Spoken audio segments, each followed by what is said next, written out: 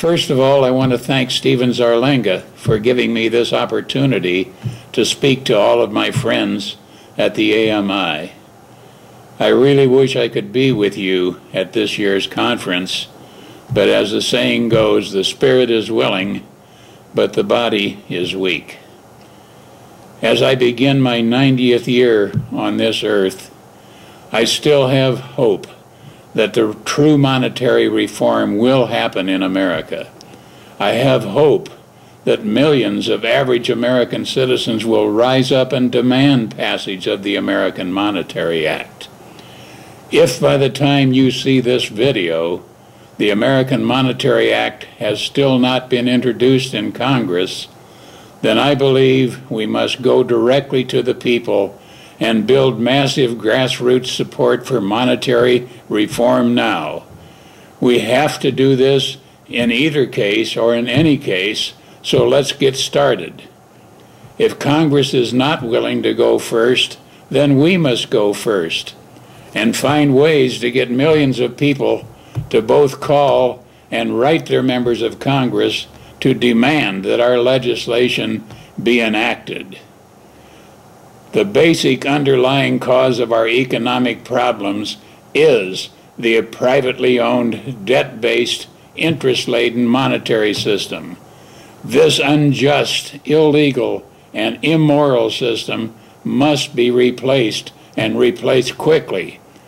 Our country is being decimated by this system. When this privately owned system crashed in 2008, due to the greed and avarice of the too big to fail banks and their owners, our government rushed to aid not the American people, but the same big banks that caused this great recession. Bloomberg News and others report that over $4.5 trillion was quickly and directly provided for those big banks, banks which are today bigger and more profitable than ever. And bank executives are now paying themselves huge bonuses. At the same time, the millions of American citizens have lost their jobs, their homes, much of their savings, and even their pensions. But it did not have to be this way. What our government could have done and should have done, instead of giving over $4.5 trillion to the big banks, was to bail out the American people instead of the banks. We could have spent just $1.5 trillion, 1/3 as much, and divided it equally between all citizens of the United States.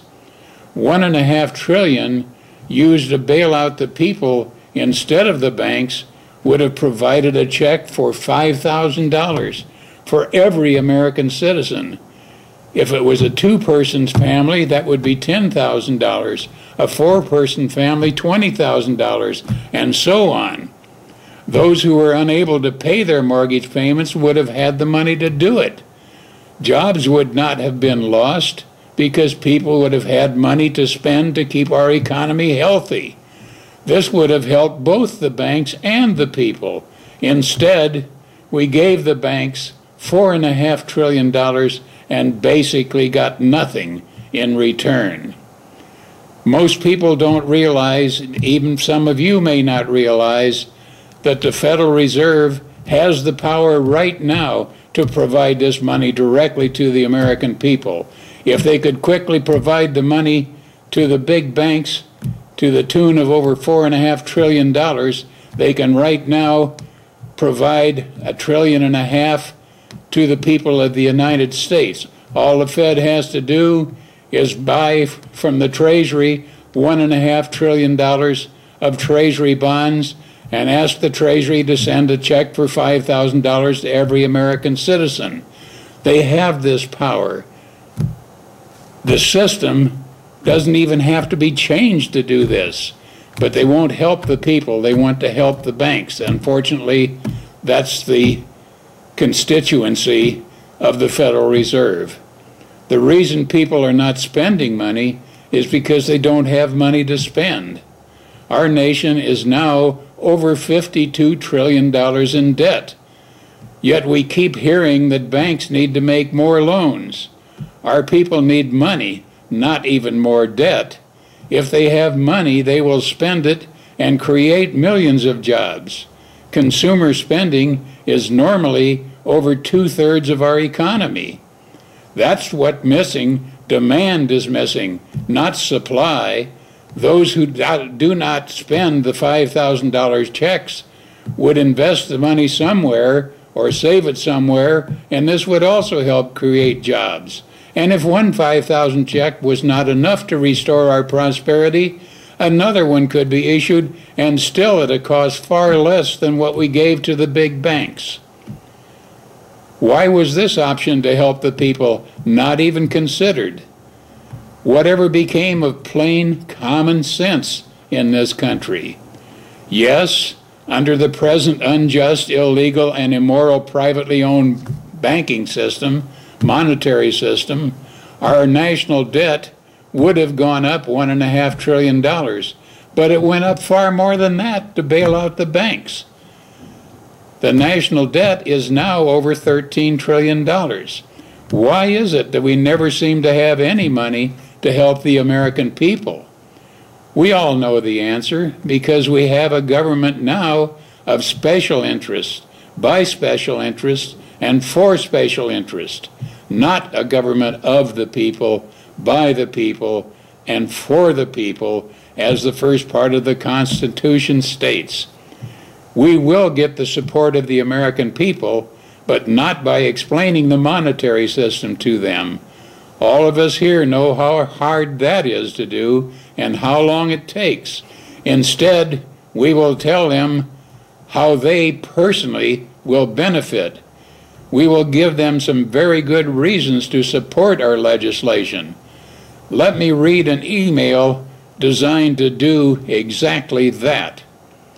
Dear friend, when the big banks got in trouble, our government immediately bailed them out with trillions of taxpayer dollars. Now those same big banks are reporting record profits and paying themselves huge bonuses. They got bailed out, so why shouldn't the American people get bailed out? The American Monetary Act makes it possible to send every United States citizen a tax-free check of $5,000. That would be $10,000 in a family of two, or $20,000 in a family of four, and so on. Under legislation already to be introduced in Congress, we can take back control of our monetary system and make this possible. This legislation will also create millions of good-paying jobs by rebuilding our badly decayed public infrastructure, which includes schools, roads, bridges, water and sewage plants, and so on. It would also make it possible for our government to become the employer of last resort by providing jobs at a living wage with full health care benefits to those unable to find a job in the private sector. Our legislation will make it possible to really have no unemployment. Millions of hard-working Americans have lost their homes, their jobs, their savings, even their pensions. By supporting the American Monetary Act, you can make sure the benefits just described can happen for you and your family.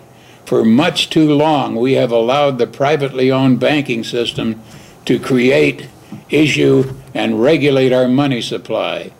It's time to take back control of our own money. Here is a step-by-step list of what we ask you to do. Step number 1, within the next 48 hours, call the offices of your representative and your 2 U.S. senators. Leave a message that you want them to support the American Monetary Act. Tell them if they don't know about the American Monetary Act to Google it and learn about it.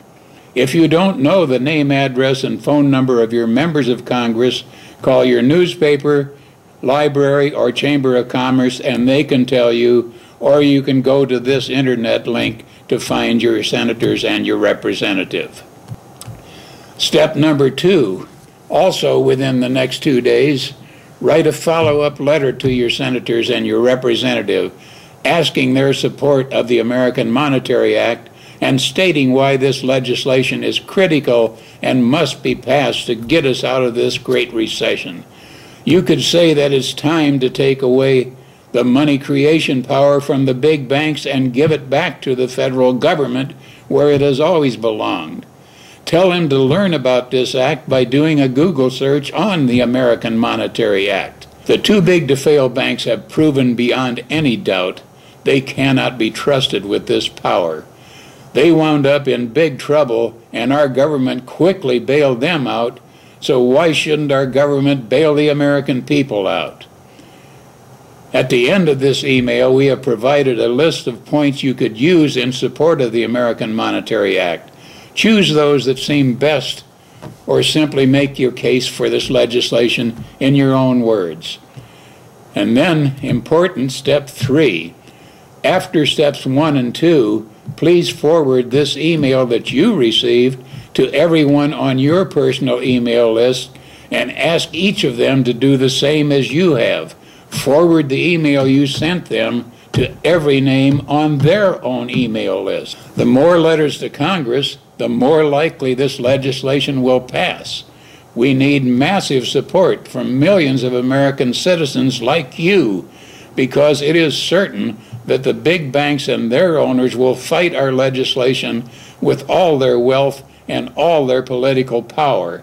But we, the people, greatly outnumber them, and we can and we will prevail with your help.